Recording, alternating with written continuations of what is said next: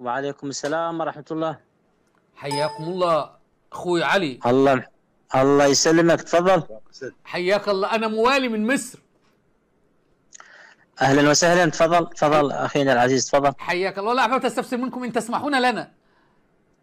تفضل، انا بخدمتك. حياك الله. من آل البيت بايع الامام علي بعد موت النبي صلى الله عليه واله وسلم على انه امام معصوم من بني هاشم؟ من فعل ذلك من بني هاشم؟ ولا بني هاشم ايضا لم يناصروا الامام علي سلام الله عليه؟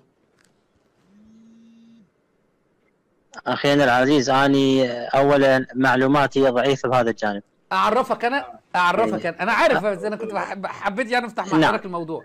الشيعة نعم الشيعة هداهم الله يعتقدون اني الشيعة شنو اعتقادهم؟ يعتقدون بالطعن في الصحابة وآل البيت. هم بس شاطرين في اللطم والتدبير، أستاذ علي الجبوري، في اللطم والتدبير والزحف والسب واللعن.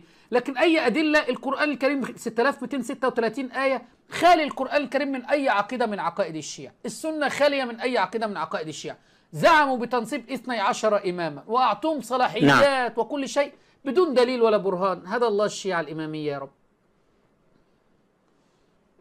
احنا معتقدنا بانه الائمه المعصومين عليه السلام لهم الخلافه بعد رسول الله صلى الله عليه واله.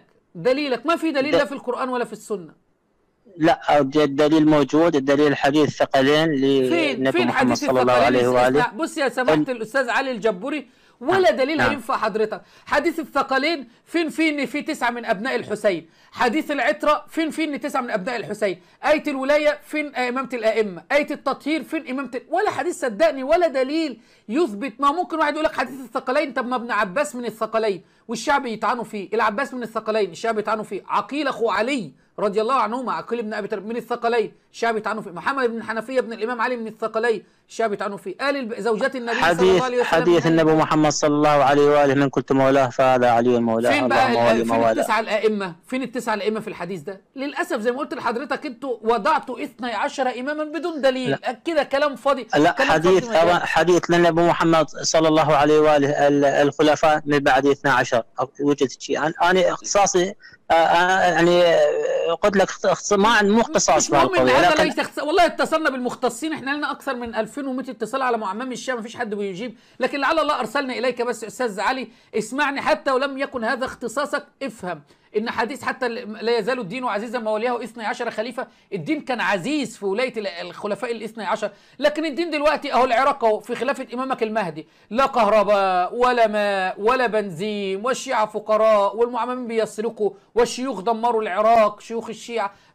فين سمعت شيخ لا يزال الدين عزيزا ما وليه 12 خليفه؟ فالدين مش عزيز في خلافه الائمه ال 12.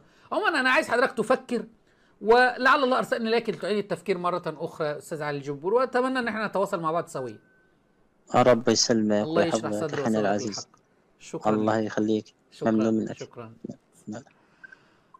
الله يهديهم يا رب. اسال الله ان يهديهم وان يشرح صدورهم الى الحق. لا يعلمون شيء لانه معتقد مخالف للقران والسنه كل دليل هيجيبه ما ينفعكش، لا حديث ولا ايه ولا اي شيء هينفع.